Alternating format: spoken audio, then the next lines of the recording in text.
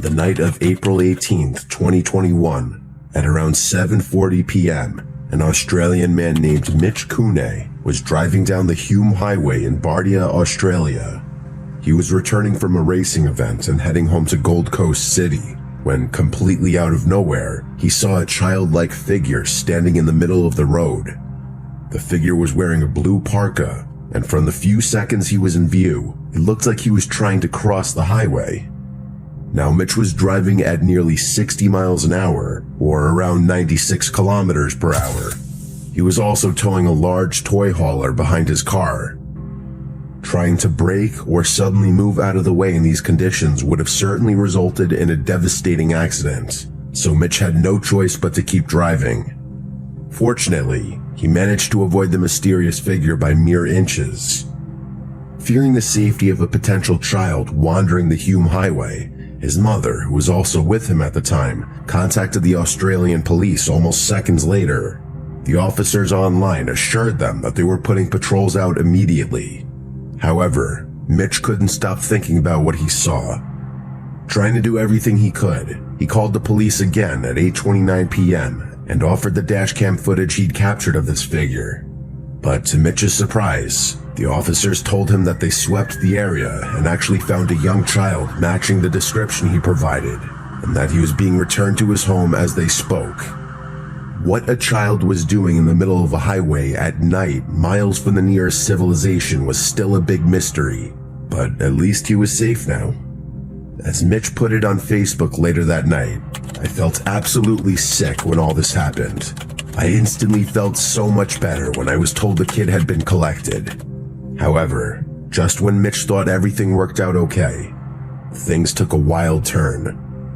After confirming that the kid was safe, Mitch uploaded the video from his dashcam onto the internet, hoping to share the unnerving encounter he had with others. But as the video and his story gained traction, the New South Wales Police Department came forward and announced that they didn't find any child on the highway that night, completely contradicting what they had told Mitch that night. According to the official report, they scoured the surrounding area for nearly 8 hours, searching until 3:45 a.m. before finally calling it off and finding no trace of a child nearby. The department stated that multiple cars attended and commenced a search of the area. However, no child was located and the search concluded. Now, there's no reason to believe that the NSW police would lie on an official report like this. What's more likely is that the person talking to Mitch earlier didn't know the full details and just made things up. Or maybe it was nothing more than a terrible case of miscommunication, where the police searching for the child somehow got twisted into them already having found him. But if the child was never found, what happened to him? The answer to that question, however, could be anything. Maybe its parents noticed their kid missing and took him back home. Or he could have been potentially kidnapped by someone who saw a child roaming the highway alone at night and took advantage of the opportunity. Though none of those theories explain how the child got to that spot in the first place. Unfortunately, the case remains an unsolved mystery to this day, and with so little coverage, it's unlikely we'll get answers anytime soon.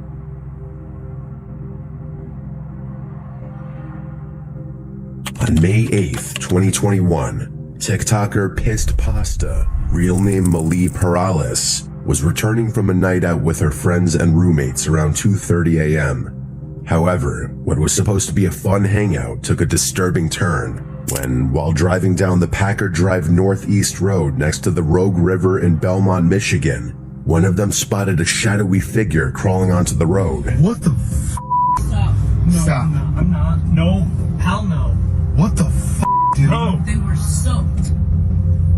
After discussing for a bit, the group decided to circle back and check what it was. And this is what they came across. There she is. Bro, what the f***? See? That was it. She's crying.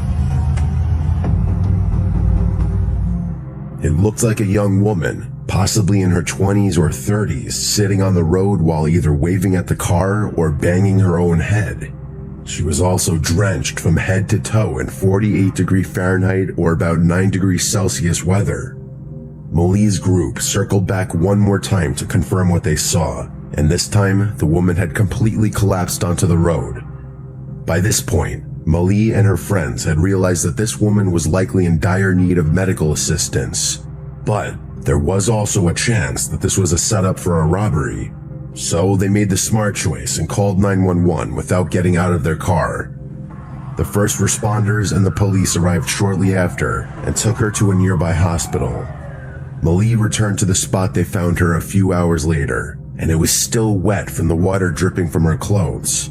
More importantly, she also found dig marks on the roadside near the river, suggesting that the woman had likely fallen in and swam out onto the road just minutes before Malie's group passed by. After some investigation, the police also found her car parked behind a house near the river. In other words, she most likely fell into the river on the east side and managed to swim all the way across to the other side. Inquiring about her in the Facebook group for this neighborhood also revealed that she had actually interacted with some of the residents earlier that day, though her interactions were unnerving to say the least. Saw this person between Van Dam and Packer Woods around 10:15 p.m. Friday. Asked her if she needed help, to which she responded no. Another quote, "There's another report by a guy on Douglas Street in the Westsiders uniforms page who had a similar situation with a woman walking into his home this week. She walked right into someone's house yelling, 'Hello, hello, hello,' then just left. She was wandering the backyard too." Though who she was and how she ended up there is still a mystery. Over the next few days, she recovered enough to tell investigators that she was from Kalamazoo, a town that's over 60 miles away from where she was found. But she didn't have any memory of ever driving to Belmont, which sounds strange at first, but actually has a surprisingly plausible explanation. You see, this woman was a 28-year-old Chinese student named May, who went missing from Kalamazoo on May 6th, 2 days before she was discovered in Belmont. Before going missing, she also told her friends that she felt like she had a stalker. Upon hearing this, one of the first theories that comes to mind is that maybe she was kidnapped and then thrown into the river by this stalker. But it's important to note that according to the few witnesses in the police investigation, she drove to Belmont on her own. It's unclear whether this stalker was even real or not. However, the stress of feeling like she was constantly being watched likely messed with her mental state and triggered a dissociative fugue state, which, for those who don't know, is a mental condition where the person forgets who they are and often starts doing things they otherwise wouldn't do. Some even go as far as moving to other cities and building new lives before they snap out of the state and come to their senses. What makes this already unsettling condition even worse is that the patient usually doesn't remember what they did during that fugue state either, and that's what likely happened to May.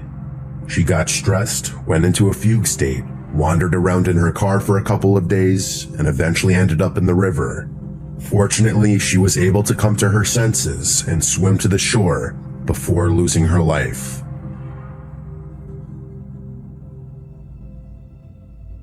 On the 12th of October 2016, a family in Sheffield, England, went to the Drawbridge pub for a night out, and after an evening of fun and laughter, they decided to head back home at around midnight.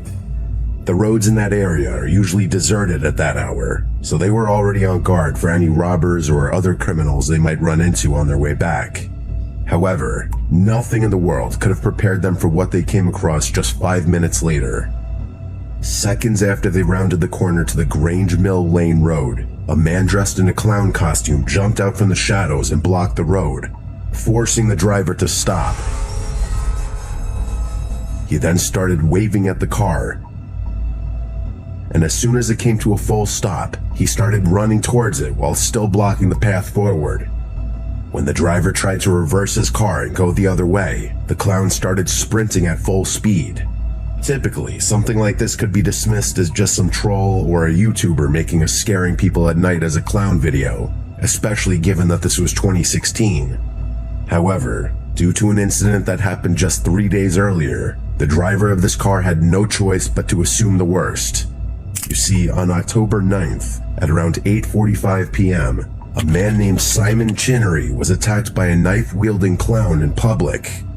Fortunately, the attacker was apprehended before he could do any lethal damage to Simon. Sadly, Simon still suffered multiple slashes to his right hand, leaving it permanently disfigured to the point of being classified as a disability. What's worse than the attack itself was that it went viral and started a craze of thousands of others trying to imitate the attacker. In some parts of the country, the police departments were receiving as many as 23 reports of people threatening others dressed as clowns per day. And while many of these imitators were nothing more than trolls who had no real intentions of harming others, there were those who took things too far, with some trying to force their way into people's cars and chasing women and children with knives. So for this driver to see a man in a clown costume blocking their car while all this was going on had to be deeply unnerving for him. Their fear became worse when they tried to flee the clown, because it started chasing them like a madman. With no other option, the driver was forced to press the pedal to the metal and hope for the best, with the clown jumping out of the way at the last second. This entire situation could have just as easily ended with the clown losing his life if he had even been a fraction of a second slower to jump away. On the other hand, who knows what the attacker might have done if the driver hadn't sped off. On June 2nd, 2018, one of the officers for Fulshire Police Department in Texas was driving back to the station after his shift, when suddenly he saw the car in front of him swerve onto the next lane to avoid hitting something. But this wasn't a tree branch or an animal. Instead, it was something that looked like the aftermath of either a horrific crime or an accident. A young woman in a blue shirt was lying down horizontally across the road and was completely still, suggesting that she was either unconscious or dead. Maybe someone decided to dump the body in the middle of the road after committing the crime. Fortunately, when the officer walked up to her, she not only responded to him, but even stood up on her own. As it turned out, she had driven her car into the ditch next to the road just minutes earlier. Later tests also discovered an extremely high blood alcohol concentration in her system. Put simply, she was driving under the influence and ended up crashing into the side. The concussion from the accident, combined with her prior intoxication, made her behave extremely irrationally, which is why she walked up to the road and lay down without a care in the world.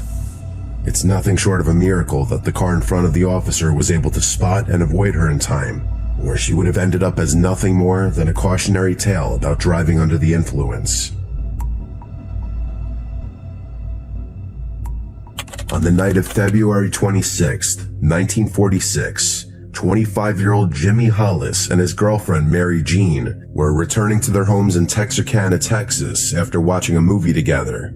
But before they reached the city limits, Jimmy stopped the car on the side of the road to extend their date for a short while. What neither of them knew, however, was that this little detour would nearly cost them their lives. About 10 minutes after they had stopped, a man came out of the nearby woods and approached the car. He was wearing a white pillowcase over his head with 2 small holes for eyes. The rest of his face was completely hidden from view. He told Jimmy to get out of the car, but Jimmy initially believed that this was a prank of sorts and didn't pay much attention to it. The masked man then pulled out his firearm and pointed it towards the couple, stating, "I don't want to kill you, fella, just do what I say." Understanding the gravity of the situation, Jimmy got out of the car as the masked man instructed. As soon as he did, the man swung his weapon at Jimmy's head, knocking him unconscious. Mary tried to run away into the woods, but the man caught up and did the same to her. Thankfully, before he could go further, he got spooked by a set of approaching headlights on the nearby road and ran away. Mary immediately ran to the nearest house and asked them to call the police. Jimmy also regained consciousness and hailed down a passing car to ask for help. However, by the time the police arrived on the scene to investigate, the man had vanished without a trace. Jimmy and Marie were taken to the hospital, where it was discovered that the strike had fractured Jimmy's skull in multiple places. Fortunately, he was able to recover without any lasting injuries and describe what he remembered from that night. Both he and Mary gave the same statements about the overall build of the masked man, that he was around 6 feet tall and fairly slender. But for some reason, the two couldn't agree on his ethnicity. Jimmy insisted that he was a Caucasian, while Mary stayed adamant that he was of African origin. This contradiction, along with the seemingly unprovoked nature of the incident, led investigators to incorrectly believe the couple knew the man and were simply trying to protect him. What they didn't realize was that while Jimmy and Mary survived to give a description, the next couple wouldn't be as fortunate. About a month later, on March 24th, a man was driving down a secluded road on the outskirts of Texarkana when he noticed a car parked on the road ahead. From a distance, it looked like a young man was sleeping in that car, slumped over on the steering wheel. However, as the driver got closer, he suspected that something wasn't right. So he pulled over to the side and walked up to the other car to try to wake him up, only to come to a scene far more horrific than he could have ever imagined. Put simply, the young man had already passed away long before the driver stumbled across him. He also noticed a woman in the back seat who had sadly suffered the same fate. Police were called to the scene, and they quickly identified the two as Richard Griffin and his girlfriend Polly Ann Moore. Both were killed with shots to the head. Unfortunately, the only evidence investigators were able to gather from the crime scene was a single .32 caliber cartridge. And while they didn't know it at this point, this incident was also the doing of the same man Jimmy and Mary had encountered a month earlier. The police finally made this connection on April 14th when another couple encountered the same man while on an isolated road, and they were killed with a firearm of the same caliber. News of these three incidents quickly spread through Texarkana, putting all the residents on high alert. Fearing for their safety, most residents stopped driving at night entirely, while the remaining made sure to avoid empty roads at all costs. The masked man was also given the name of the Texarkana Phantom due to his inability to appear and disappear without a trace. And true to his name, he was becoming harder to track with each passing day, even after the FBI got involved. After 2 more months of fruitless searching, one of the investigators noticed that the vehicles were stolen shortly before each incident and were found abandoned not long after. Following this lead led to a man named Ewell Swinney, a car thief with 2 felonies to his name already. His height and build matched what Jimmy and Mary had described earlier. More importantly, when an officer tried to arrest him for the 3rd time for car theft, he claimed that he knew that the officer wanted him for more than stealing cars. Unfortunately, investigators weren't able to find any evidence linking Ewell directly to the 3 haunting road encounters. Luckily, his prior felonies allowed prosecutors to give the harshest punishment for his 3rd theft-related offense and sentenced him to life in prison. That being said, Ewell continued to deny any involvement in the 3 incidents until his end in 1994, leaving the Texarkana Phantom encounters a somewhat unresolved mystery to this day. On the 8th of January 2024, a truck driver was driving on a remote stretch of highway in Western Australia when at around 11 p.m., this driver had the most unnerving road encounter of his life. Nearly 62 miles south of Perth, he saw what looked like 2 people dragging something across the highway. They showed up almost out of nowhere, forcing the truck driver to swerve around them at a dangerous speed. But by the time he stopped the truck and looked back, they had already vanished into the surrounding darkness. Which begs the question, what were they dragging and why? Unfortunately, the answer to both these questions is extremely ambiguous. For starters, it's extremely difficult to identify what exactly they were dragging. Going frame by frame, we can see what looks like the legs of another person wearing shorts and black shoes. So maybe the 2 people were trying to hide the primary evidence of their horrific crime. But in motion, it looked more like an animal or something in between. It could even be a life-sized plush, though that doesn't explain its very human-like proportions. Regardless of what it was, however, an equally important question is why 2 people would drag something across a highway. On September 16th, 2018, an Uber driver from New York shared the terrifying encounter he had with an angry man on Long Island. He was about to complete a ride when, out of nowhere, another car drove past him at a very high speed while barely avoiding a collision. But before the Uber driver could even process what had happened, The other driver slammed on the brakes and parked in the middle of the road, blocking him from moving forward. He then got out of the car, ran over, and started bashing on the windows, telling the Uber driver to get out. What's going on? What's going on? I don't know. What is that? What's that? You blew the fucking right leg. Get the fuck out of the car. Just I'm not go, getting just in go, the car. go, just go, just go, go around it. Go. It's unclear if this was simply unprovoked road rage or an attempt to rob the driver and his passengers. Not wanting to find out the answer, the Uber driver made the correct decision and backed up to find a different route to his destination. However, there was no way for him to predict just how relentless the other driver would be. As soon as the Uber driver changed routes, the other driver got in his car as well and started chasing him no matter where he went. Things went from bad to worse as they approached a red light, which would have given the other driver a chance to catch up and do something terrible before the police arrived. But in a remarkable stroke of luck, the Uber driver found a cop already waiting on the other side of the intersection. They were able to explain the situation to the officers, resulting in the other driver getting arrested for driving while intoxicated. Stopped the car, got out of the car, was trying to fight with me. So I backed up and turned around, and then he was pursuing me. And these girls, Call 911. called 911, and the officer pursued him. Put simply, the other driver wasn't thinking clearly and could have been armed. If the Uber driver had panicked when he first approached, all three of them might have lost their lives.